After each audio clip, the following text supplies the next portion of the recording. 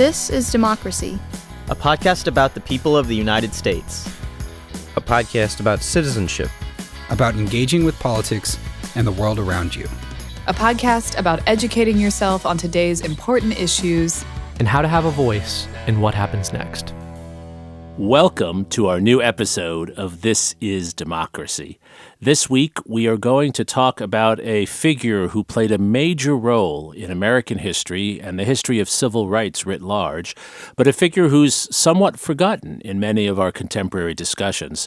This is Hubert Humphrey, who was the mayor of Minneapolis and one of the most prominent members of the U.S. Senate for the second half of the 20th century. He was vice president and in 1968 a presidential candidate.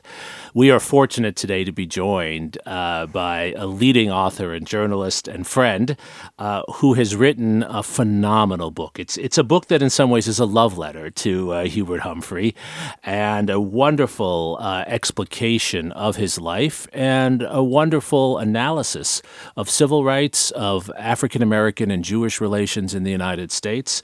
The author and friend and guest today is Samuel G. Freedman, and his book that I highly recommend to all of our listeners, a book I will probably assign to my students in the spring, Into the Bright Sunshine, Young Hubert Humphrey and the Fight for Civil Rights. Sam is the author of many other books, including Upon This Rock, The Miracles of a Black Church, Jew versus Jew, The Struggle for the Soul of American Jewry.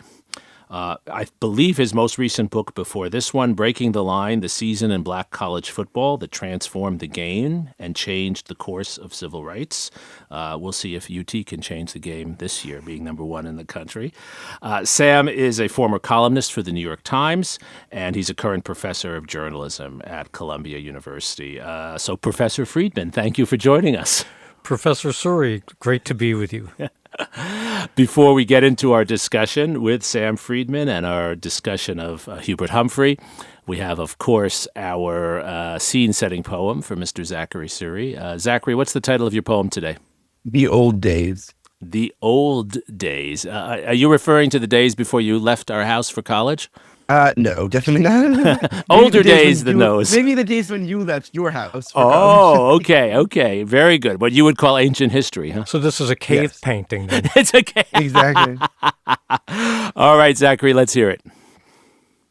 At times, it's easy to miss the old days, when good men walked and spoke of true ideals, when all that they would have asked for was a raise, perhaps a pair of presidential seals. At times, it's easy to miss that sweet age when only honest men were put in charge, when lies provoked a strong and public rage, and every single heart was twice as large. At times, it can be easy to miss that place where all was silent and all were at peace, where no one shouted or spit in our face, and we all drove fast cars on long-term lease. So it was never. Such a place 'twas not. Each problem we face is an ancient rot. What's your poem about, Zachary? My poem is about the temptation to become nostalgic for the politicians and the politics of the past, about maybe the kind of truth or at least representation of what we'd like to see in our politics that we can often find in looking back. But also the danger of believing that politics was ever easy, simple, honest, or good. Yeah, I think there's a point in that, right? It's an age-old struggle, isn't it? Yes. Sam, you've spent so much time studying Hubert Humphrey and thinking about civil rights and thinking about relations between religious groups in the United States and racial groups in the United States. Why do you think Hubert Humphrey, who we're going to talk about a lot in this episode, why is he largely forgotten? Why is he someone my undergrads don't know? I think one simple reason is that we're very focused on who becomes president, and Hubert Humphrey was never able to fulfill his dream of being elected president. He loses to Richard Nixon very narrowly in 1968. He runs a kind of a pathetic campaign as the establishment candidate against George McGovern, the peace candidate for the Democratic nomination in 1972. And by 76, Humphrey is so ill with the cancer that'll kill him that he decides not to make one more try. And so he's not on that list of presidents.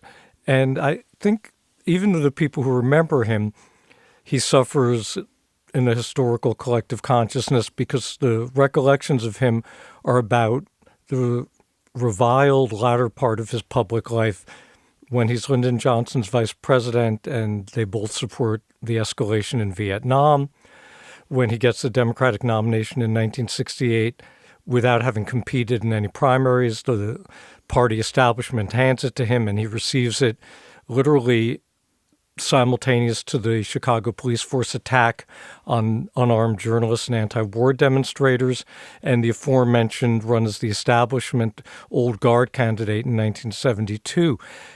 And when people remember that part of Humphrey, none of that's incorrect, and the critical analysis is right. And Humphrey himself said that supporting the Vietnam War was the biggest mistake of his life. But all this completely effaces this valiant earlier part of his political career, starting as mayor of Minneapolis, going through the Senate, and really his first 1 or 2 years as LBJ's vice president, when he was essential to the passage of these key and, in fact, landmark civil rights laws in 64 through 66. Right. I mean, he's central to the story of civil rights in post-war America, though largely forgotten. Your book focuses almost exclusively on that, taking us really from Humphrey's birth in the early 20th century through 1948, through the Democratic Convention in 1948, which is really your crescendo, Humphrey's speech at the convention calling for civil rights. How does a young man like Humphrey, who's born in South Dakota, has a very difficult early life that I knew very little about until I read your book. You talk about how he had to leave college during the Great Depression because he couldn't afford to stay at the University of Minnesota. He then goes back as an older undergraduate. How did he come to be a proponent of civil rights from a rural South Dakota background? That's a really important question because Humphrey grew up in Dolan, South Dakota, population 500, very homogeneous, Protestant, Northern European, Scandinavian, German, very conservative Republican, very conservative theologically. And he has the advantage of a father who's an iconoclast. His father's also a little bit of a con artist in running his drugstore, but that's another story. But H.H., as the father was called, was a liberal Democrat in a town with hardly any. He was a self-proclaimed freethinker agnostic in a town where everybody went to church. And he brought up Humphrey and also one of Humphrey's two sisters, Frances, who has an amazing life of her own, really imbuing those two kids out of his four kids with stories of Woodrow Wilson's internationalism and the better parts of William Jennings Bryan's prairie populism. And H.H. was also brave enough to be a supporter of Al Smith, the first Catholic nominated by a major party for the presidency. And so Humphrey saw an example of political independent thinking in his father. And his father even would talk about meeting people across the bounds of difference, whether it was economic class or race or religion. And he would always tell young Hubert, if you treat people like dogs, you shouldn't be surprised if you get bitten. And there's one amazing moment I write about in the book, almost mythological to me, when Humphrey's 11 years old and he meets black people for the first time, because there are no black people within 40 miles of Dolan, South Dakota. And even that 40-mile away community is a very small one. And this black road graveling crew shows up to lay down the first gravel road outside of town. And it tells you something about Humphrey's essential temperament, that he goes out to introduce himself to the road workers. And they're only in town for a couple of weeks, but Humphrey always remembers this. So that's a part of his essential constitution. I think also the theological part of who Humphrey is really important, because then, as now, there was a pitched battle within the Protestant faith in America over what form that faith would take. And the dominant Protestant voice, and it was the voice that went into prohibition and immigration restriction and so on, was a fairly suspicious and parochial and insular one. Sometimes it came with also a commitment to economic fairness, which is where you get William Jennings Bryan, but it was also very small-minded and very bigoted in most ways. And Humphrey connected through his Methodist minister of his childhood to what was called the social gospel movement, which is a form of Protestant belief that, by the way, they're as fundamentalist as the other Protestants. A lot of the social gospel Protestants believed that the Bible was the inerrant Word of God. They believed in temperance. They believed in personal purity. But the big difference is, for them, the consummate act of a believing good Protestant was to create what they called, and they used this exact term, the kingdom of God on earth. And making the kingdom of God on earth meant for them working with organized labor, crossing religious lines, crossing racial lines. And Humphrey drew on that wellspring of social gospel theology throughout his entire life. So that's another piece. And then the really other two formative moments are, number one, the Dakotas fall into an economic depression almost a decade before the rest of the country. It hits them in the early 1920s when crop prices plummet. And Humphrey's family loses their home. Their store goes deeply into debt. And at that point, before there's a New Deal, Hubert Humphrey becomes a New Dealer, because that's where he realizes that what he's heard in church, which is that financial hardship is the result of bad morals or foolish decisions or falling for get-rich-quick schemes, he realizes, no, that when the banks are closing in their little town and people are losing their homes and farmers are not even sending their crops to market because they'll make less money than it costs to plant them, you need government to step in. So by the time FDR becomes president in 1932, Hubert Humphrey, then 21, is already prepared to be a New Dealer. The final piece is when Hubert Humphrey, in 1939, goes to graduate school. As you said before, he had to drop out of college for many years to help his family move to a different town and set up a different drugstore. And he doesn't go back to finish his bachelor's till he's in his late 20s. And when he goes to graduate school, he needs to go wherever he can get a good paying graduate assistantship because he's married and has the first of his 4 kids. And that place happens to be Louisiana State University. And going there means that he lives in a Jim Crow society for the first time. And because of these elements of his pre-existing personality that I described before, seeing Jim Crow in action just profoundly offends something in him. And it also very interestingly prepares him after grad school to go back to Minneapolis, which is actually at this time a flagrantly racist and anti-Semitic city. And suddenly he's able to see what's been hiding in plain sight all along during his college years, which is that this city, you could say up south, has plenty of racial problems of its own that need solving.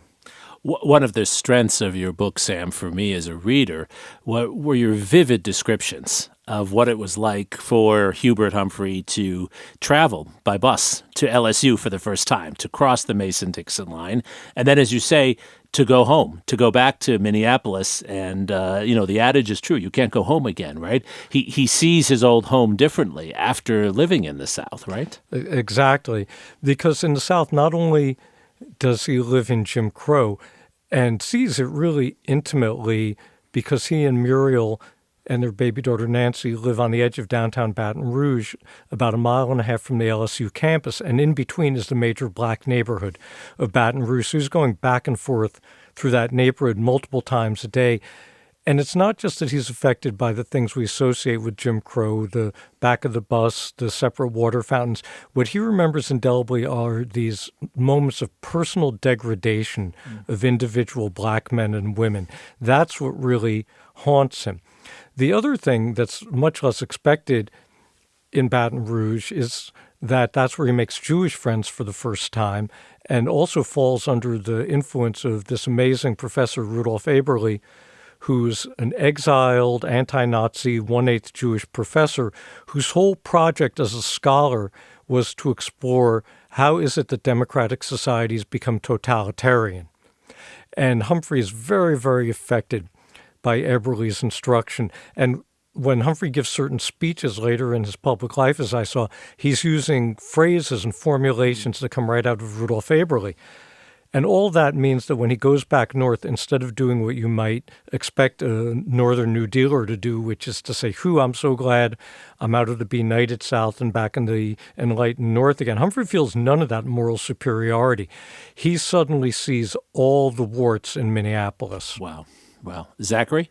I wanted to ask, what drew you to Humphrey in the first place? What made you want to write a book about these sort of formative moments in his political career? What do you find so fascinating about him as a political figure? Is that I didn't go searching for a book about Hubert Humphrey. A part of my brain for the last 25 years was looking for a book about America immediately after World War II, deciding what kind of country it wanted to be. Because having spent all this blood and treasure to defeat fascism, America had a huge unfinished agenda with the discrimination on its home front. And I just was never able to find the right vehicle for that story. And through actually a comment at a book talk given by a friend of mine, Julian Zelizer of Princeton, Humphrey and this amazing civil rights speech he gives at the 1948 Democratic Convention came up.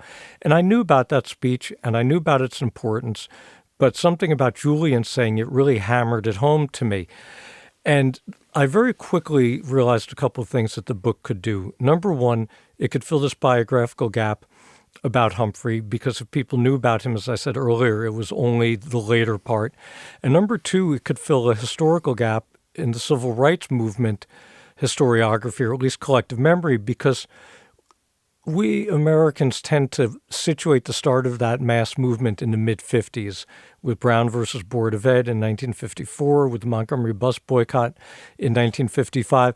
But there was this incredible decade of civil rights activism in the 40s, led by people who don't get nearly their due these days, like A. Philip Randolph and Walter White, and really catalyzed by the sacrifice of the black GIs who went off to war and had this phrase they called double V. Victory over fascism abroad, and then victory over Jim Crow at home. And what Humphrey did during the 40s is very importantly against the backdrop of the global war against fascism and against double V and against a kind of a parallel mindset, though without as pithy a phrase, that Jewish GIs had. And I just felt that whole chunk of civil rights history got way less attention than later decades did. I think one of the many contributions of your book, Sam, is, as I think Julian anticipated when raising this with you, right, is bringing our historiography of the civil rights movement, our understanding of it back to an earlier period. Another contribution that I think reflects you as a lifetime scholar is how much of it is about the Jewish American experience as well. Throughout the book, you have long descriptions. I learned more about Jews in Minneapolis than I had ever read before from this book. Tell us about the connections in your mind between civil rights, African-American communities, Jewish American communities. Here's another example of the conventional wisdom not being quite right, that when people talk about or even rhapsodize about, and sometimes even overly romanticize the Black-Jewish alliance, they think of it as being a product of that mid-1950s to mid-1960s civil rights movement. They think about Abraham Joshua Heschel, the great rabbi, marching next to Dr. King in Selma. They think about Cheney and Schwerner and Goodman becoming martyrs together in Philadelphia, Mississippi. But I trace the origin story of the Black-Jewish alliance to the rise of Hitler in Germany and to the parallels that Black Americans and Jewish Americans saw between the persecution of Jews in Germany and the persecution of blacks in the United States. There was a real awareness, a mutual awareness of this as being one battle. And it's also a period of time when Jews, with the exception of incidents like the Leo Frank lynching, aren't likely to end up actually lynched the way Black Americans were during these decades of the teens and 20s and 30s, but they were subject to what we would call structural discrimination. For blacks, it was structural racism. In this case, it was structural anti-Semitism. It was laws and deeply entrenched practices that impeded their advancement, that penned them into certain neighborhoods. It was, as it was with blacks, a toxic kind of popular culture that trafficked in stereotypes and caricatures of them. And in Minneapolis, a city that had a horrible track record of both anti-Semitism and racism, and very small, very numerically vulnerable Black and Jewish communities that collectively made up about 5% of the population and lived in side-by-side slums on the north side of the city, it became very natural that they should become political allies. And I think that was reflected in many other parts of the country as well. If you read the Black newspapers from the 1930s and early 40s, they're commenting a lot about Hitler's rise in Germany and about Kristallnacht, about the early concentration camps. And they're both drawing parallels to the Black experience, but expressing great minority group to minority group empathy with the Jews. And you have to also remember, Black Christianity is, steeped in the Hebrew Bible. A typical Black Christian knows the Hebrew Bible better than a typical American Jew does. So that was another source of the affinity. And similarly, if you would read the Jewish newspapers of that time, they're talking about the Scottsboro Boys case. Sure. They're talking about white riots against Black people. They're talking about different forms of racial discrimination. And so some of this is enlightened self-interest. Blacks and Jews realize they need each other, they can help each other. But some of it, I think, bonds at a deeper level than just expediency. Fascinating. Zachary? You mentioned that the impetus for this book was to try and rewrite or at least capture the historical moment after World War II when Americans were faced with the decision about what a post-war United States would look like. How do you think this story about Minneapolis, about Hubert Humphrey, should change our view, our understanding of that immediate post-war period? One way I hope it will change us is to realize that the civil rights activity of the 40s, which culminates with Humphrey and A. Philip Randolph, kind of Mr. Inside and Mr. Outside, successfully pressuring the Democratic Party to explicitly endorse civil rights, which leads to the exile of the Southern segregationists, the so-called Dixiecrats, and which is followed by Harry Truman desegregating the military and the federal workforce by executive order, and then winning election in 1948 because of a surge in the Black vote, that's the fruition of this question of what kind of country are we going to be. Mm-hmm. That's an answer to that, up until that point, unresolved question of are we going to revert back and be complacent, or are we going to realize that we can't have practices in this country that we just went to global war against in other countries. There's also something heartbreaking and poignant about the fact that with the rise of the Cold War, this moment is going to end very, very quickly. One of the reasons that Harry Truman, having won election as a civil rights candidate in 1948, wasn't able to convert that into legislation. Some of the legislation he'd been proposing as far back as 1946 is that in the climate of the Cold War, when in the snap of the fingers, the idea that America's existential enemy is fascism and its remnant, and fascism and its home front apologists. Anyone who's listened to Rachel Maddow's podcast, Ultra, knows this very well. Sure. She's done excellent work on that. All of a sudden, now the Soviet Union and global Marxist-Leninism is seen as the enemy. And that it's not that it's not the Cold War competition with Stalinism wasn't real, but that it had an effect on domestic issues of shoving civil rights to the side, of shoving a lot of elements of liberalism to the side. And it's really not, that's part of the reason why it's not until 1963 and 64 that the process of legislating for civil rights that began in 48 can be picked up by Lyndon Johnson as president, by Dr. King in the mass movement, and by Hubert Humphrey then in the Senate. That context is really helpful in understanding Humphrey's contributions as you see them. Toward the end of the book, you describe in a lot of detail Humphrey's efforts, first as mayor of Minneapolis, then within the Democratic Party, where you call him a kind of inside agitator, his efforts to get the party to embrace civil rights, with a president in Harry Truman who's ambivalent at best. Right. You do talk about Truman's own experiences and how he's changed from the Missouri politician he was. But even there's a bit of uncertainty about where Truman stands. And it turns out that Truman does, as you say, in 1948, embrace a civil rights plank, the Minority Report in the Democratic Party, and he runs on that. He desegregates the armed forces. He's also the president who recognizes the state of Israel. Right. No, how does this happen? Well, Truman blows hot and cold in a way that reminds me a lot of Lyndon Johnson. People compare LBJ to Franklin Roosevelt, and I think that's an apt comparison on the domestic agenda of the Great Society legislation. But on civil rights, Johnson reminds me a lot more of Truman. They're both from border states. They both in their public life had been perfectly fine with segregation for a long period of time, but they both had some kind of deep reservoir of personal decency that was offended. As we know from Robert Carroll's magisterial work and also people like Robert Dallek and Nick Kotz, when young Lyndon Johnson teaches at a Mexican-American school in the Rio Grande Valley, he's appalled at just a primordial level by the poverty and the racism he sees. It's not a theoretical response, it's a visceral response.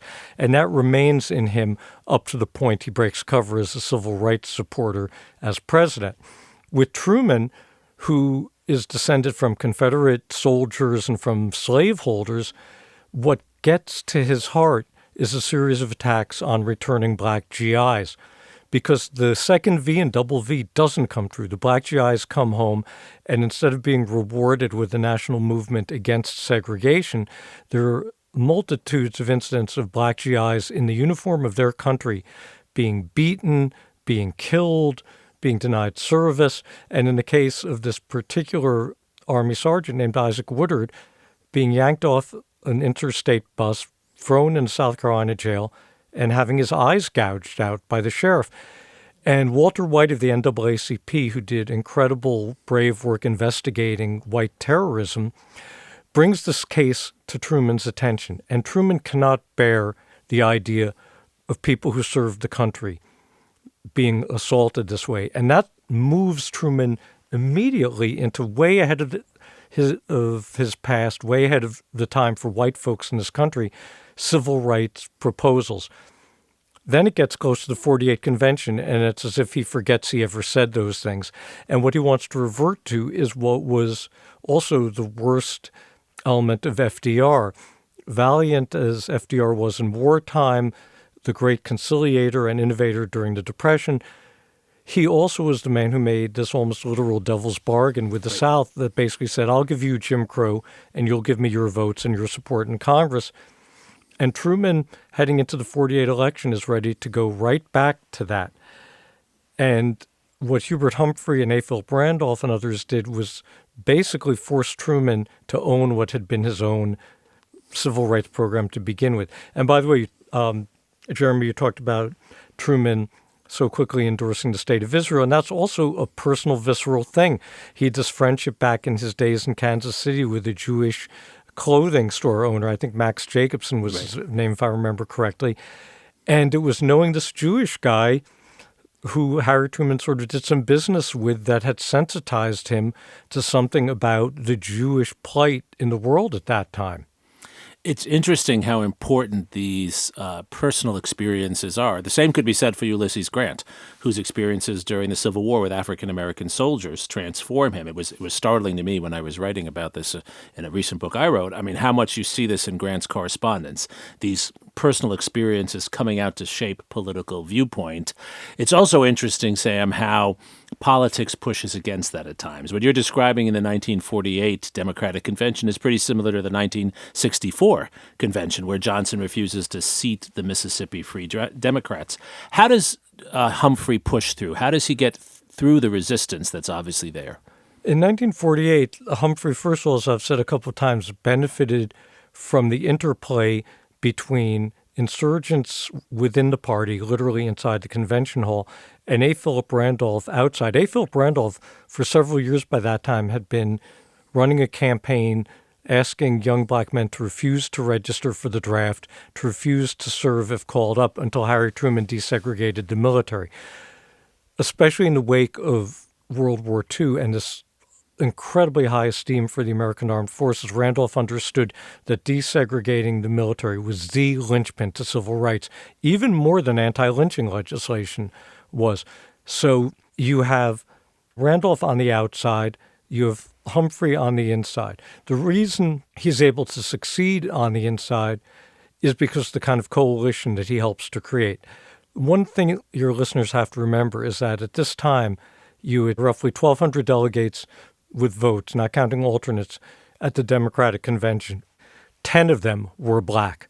There wasn't a block of black voters or black delegates in that convention who were going to successfully push this issue. There weren't many women. There were probably no Hispanics, no other minorities. I don't know even how many Jewish delegates there might have been. So to use some current language, to indulge in terrible presentism for a moment, what Humphrey had to do was to convince a bunch of white Protestant delegates to give up some of their white Protestant privilege. And one of the ways he was able to do that is marshaling all the young liberal insurgents like himself and people like Paul Douglas from Illinois, Walter Reuther from the United Auto Workers, Eleanor Roosevelt, the other important Caucasians who were really pushing civil rights. But there were also a group of not-so-liberal, big-city political bosses who knew how to count votes. So people like Ed Flynn in the Bronx, Jacob Arvey in Chicago, David Lawrence in Pittsburgh. These big-city bosses had seen thousands upon thousands of blacks from the South come north in what we now call the Great Migration. And they knew that black voters had not been able to vote in the South, but they would be in the North, that if they voted like blacks who had already been in the North, they would lean to the Republican Party, the party of Lincoln, the party of emancipation. And these Democratic big city bosses realized we have to give them some reason to vote Democratic. And supporting civil rights could be that reason.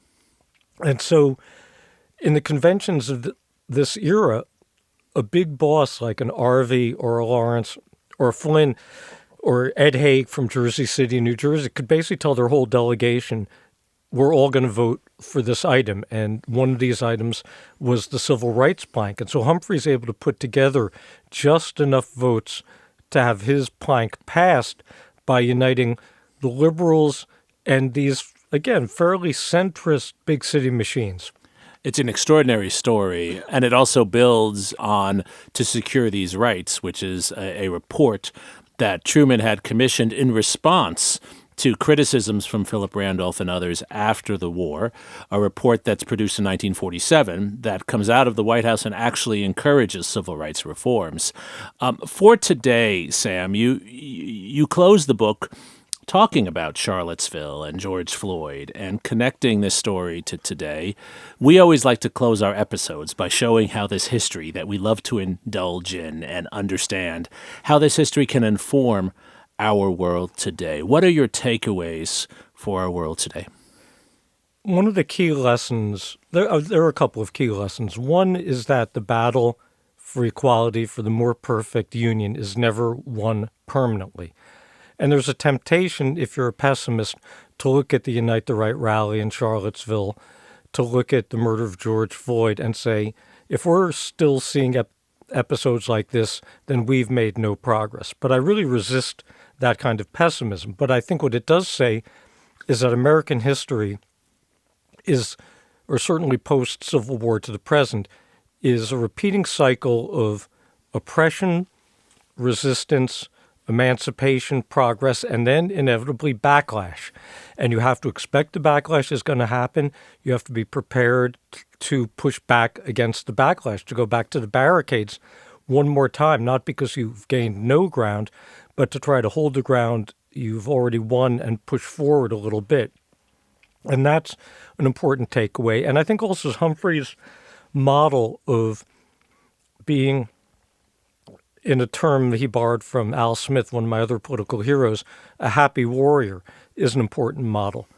Humphrey was ebullient. He was energetic. He frankly could be corny at times in that Midwestern small-town way, and that's the happy part. But the warrior part is that he knew that he was going to need, with joy on his face and optimism in his heart, to go back into these battles. And he knew that I think that the joy and the optimism would be assets in winning those battles.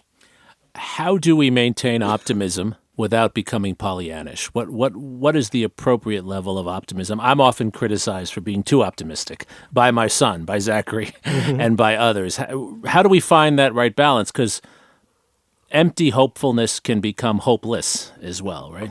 Right. You can't be Pollyanna. You can't be Panglossian about this. You have to know that joy is accompanied by struggle, but that is part of the energy you have to struggle forward. A lot of people talked about Hubert Humphrey's phrase, the politics of joy, at the time of the Democratic Convention. And it was both ironic and fitting that that was brought up.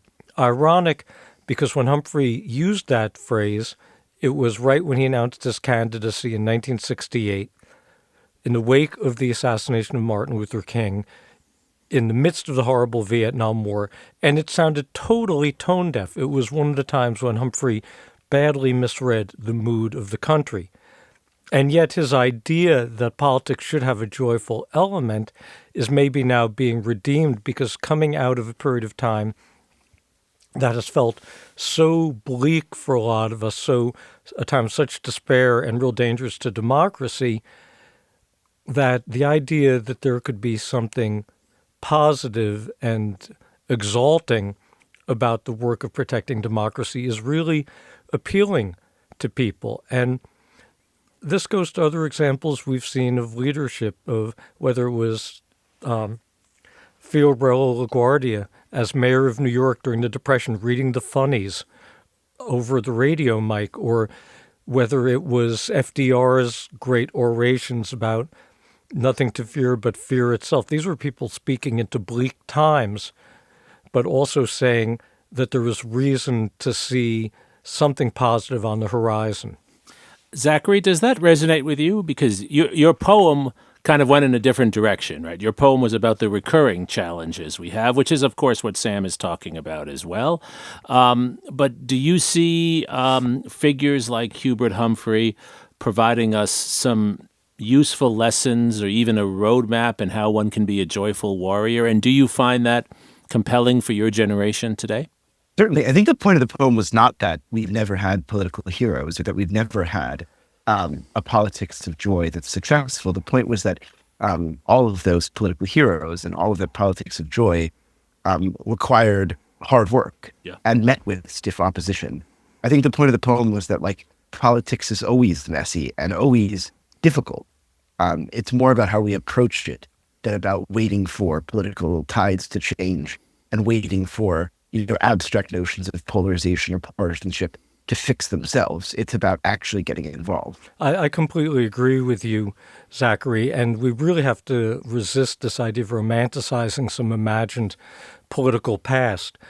If you're talking about polarization, for instance, what about a period when one huge faction of the Democratic Party supported white supremacy and racial inequality as a matter of policy, not this is what they thought privately or the way they acted in individual encounters with Black Americans. This is what they wanted policy to be. How could that coexist with the rest of a New Deal coalition? The Dixiecrats were so serious about that they broke from the Democratic Party. And another example, if we think back to the 2020 attempted coup, and what was the goal of getting Mike Pence to refuse to accept the results? The goal, which fortunately he did not do, the goal would have been to throw the election into the House of Representatives. We've seen that play before. We've seen that movie before. In 1948, that was the intent of the Dixiecrats. They felt if they could win several states in the South, then neither Harry Truman nor Thomas Dewey would get 270 votes for an electoral college majority. The choice then goes to the House of Representatives, and each state's delegation gets one vote. And these Southern segregationists dominated the delegations of about a dozen states, and it was going to let them be the kingmakers. They were going to make Harry Truman and Tom Dewey come to them on bent knee and promise to preserve Jim Crow in order to get the Southern states' votes. So there was nothing so wonderful and sentimental and all Norman Rockwell-y about politics at that time. Not at all. Not at all. And certainly someone who's my hero, Franklin Roosevelt, as you alluded to before, refused to sign anti-lynching legislation. So the compromises, the dirty compromises of politics have a long history, unfortunately. Sam, I wanted to close us out by asking you one final question. And I think it speaks to our moment and it speaks to your scholarship, and it's something that I struggle with. I know Zachary struggles with. I know many of our listeners struggle with.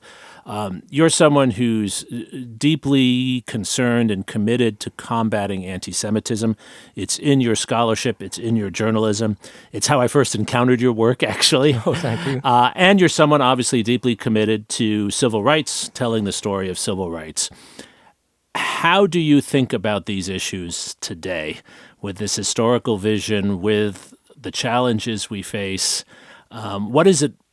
How do you, as someone concerned about anti-Semitism and racism, approach our current world? Well, first of all, I'm almost 69, and so I've been through many periods before when there's been a discourse out there saying that the Black-Jewish alliance is all over and that Jews on the whole are going to be turning much more conservative. And this was trotted out during the first attempt to go after affirmative action with the Mario De Funes and Alan Bakke court cases. And it came up again when Ronald Reagan was running against Jimmy Carter, and the argument was Jimmy Carter had been too pro-Palestinian, and it's happened again now. But at the end of the day, in almost every presidential election of, going back into the 70s, except for the Carter-Reagan one, what the Jewish vote for the Democratic Party has been the most emphatically solid vote of white Americans. It's the closest to the way Black Americans vote for the party. At the end of the day, they're voting similarly, Black Americans and Jewish Americans. On the other hand, there are real tensions, and the war in Gaza is exercising them, and especially having spent a lot of time around Black church for one book and the world of HBCUs for others, it's not a surprise to me at all that many, many Black Americans look at the West Bank and Gaza and see the Jim Crow South. And they're not anti-Semitic, and they're not against the existence of Israel. And they're, as I said before, steeped in the Hebrew Bible.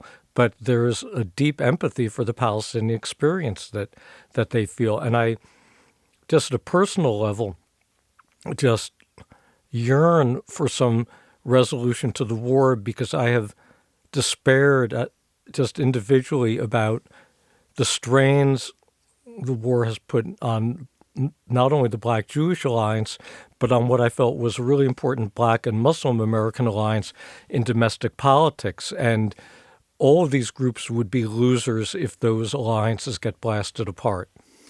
Well, I think that's the subject for another show, but I also deeply appreciate, Sam, your reflecting on that, and you're displaying what I think is essential to being a serious historian and writer, which is to take the past on its own terms, but also think about the past in light of the present. That's not anachronistic. That's actually why every generation rewrites the history of what came before. Sam, thank you so much for being with us today. Well, Jeremi and Zachary, thank you. It's been such an honor to be with you, and such a pleasure to talk about these issues that I care so much about. I want to encourage all of our listeners to get a copy or 2 copies of Sam's book, Into the Bright Sunshine, Young Hubert Humphrey and the Fight for Civil Rights. Zachary, thank you for your poem and your insights today. Thank you. And thank you most of all to our loyal listeners and our loyal subscribers to our Substack for joining us for this week of This Is Democracy.